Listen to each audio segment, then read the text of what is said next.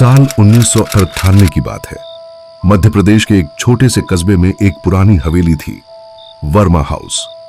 लोग कहते थे कि वहां रात के समय कोई रहता नहीं, पर फिर भी खिड़कियों में रोशनी दिखती थी। कोई भी उस रास्ते से रात में नहीं गुजरता था।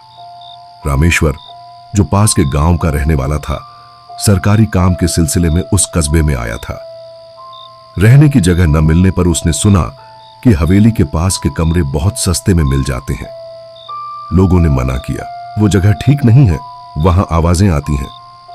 पर रामेश्वर हंसते हुए बोला, भूत वूत जैसी कोई चीज नहीं होती। शाम को उसने पास के एक पुराने कमरे में डेरा डाल लिया। हवेली ठीक सामने थी, टूटी दीवारें, झूलते दरवाजे और खामोश गलियां। रात धीरे धीरे गहराने लगी। बिजली चली गई। हवा में अजीब सी ठंडक थी। रामेश्वर ने लालटेन जलाई और बिस्तर पर बैठ गया। करीब आधी रात को टिक टिक की आवाज आई। उसने सोचा दीवार में कोई छिपकली होगी। फिर अचानक दरवाजे पर धीरे से खटखटाहट हुई। कौन है? कोई जवाब नहीं। वो उठा, दरवाजा खोला। सामने कोई नहीं था, बस हवा का एक झोंका और सूखी पत्तियां उड़कर अंदर आ गईं। उसने दरवाजा बंद किया और वापस लेट गया। थोड़ी देर बाद कमरे की खिड़की अपने आप खुल गई। अब डर उसकी नसों में सरकने लगा। उसने टॉर्च से बाहर झांका। हवेली की दूसरी मंजिल पर एक सफेद साया खड़ा था, जैसे कोई औरत बालों से चेहरा ढंक के देख रही हो। उसका दिल जोर जोर से धड़कने लगा। सुबह होते ही उसने चाय की दुकान पर जाकर उस हवेली के बारे में पूछा। दुकानदार ने कहा, बाबूजी, उस हवेली में पहले वर्मा साहब रहते थे।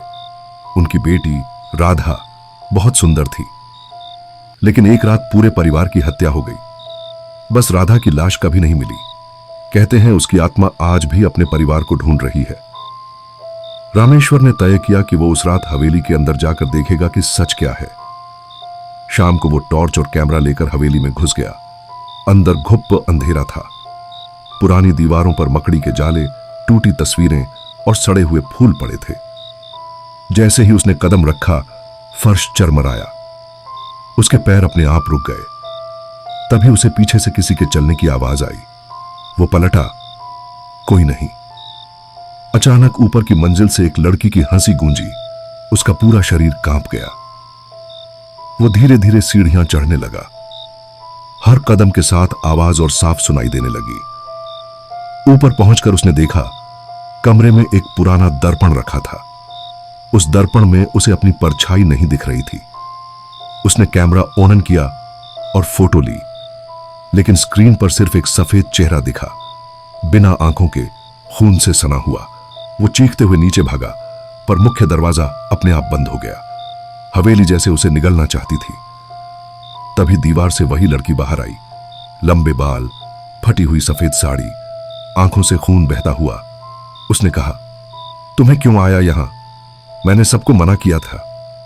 रामेश्वर बोला, तुम राधा हो? लड़की मुस्कुराई।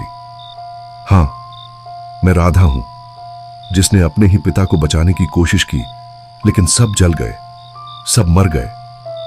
और फिर उसकी चीख हवेली में गूंज उठी। रामेश्वर भागने की कोशिश करता रहा, पर रास्ता बदलता रहा, जैसे हवेली जिंदा हो। आखिरकार उसने किसी तरह एक खिड़की तोड़ी और बाहर कूद गया। सुबह जब लोगों ने उसे देखा, वो बेहोश था। उसके हाथ में पुरानी तस्वीर थी, राधा की। लेकिन उस तस्वीर में राधा अकेली नहीं थी। उसके साथ रामेश्वर जैसा चेहरा था। जब उसे होश आया, वो बड़बड़ाने लगा, मैं वहां गया नहीं था, वो मुझे बुला रही थी। उसके बाद से रामेश्वर कभी वैसा नहीं रहा। लोग कहते हैं वो अब भी कभी कभी हवेली के बाहर दिखता है, उस सफेद साए से बातें करता हुआ। कई बार रात में हवेली से वही आवाज सुनाई देती है, क्यों आए थे? अब कभी मत जाना। और आज तक वर्मा हवेली वीरान खड़ी है।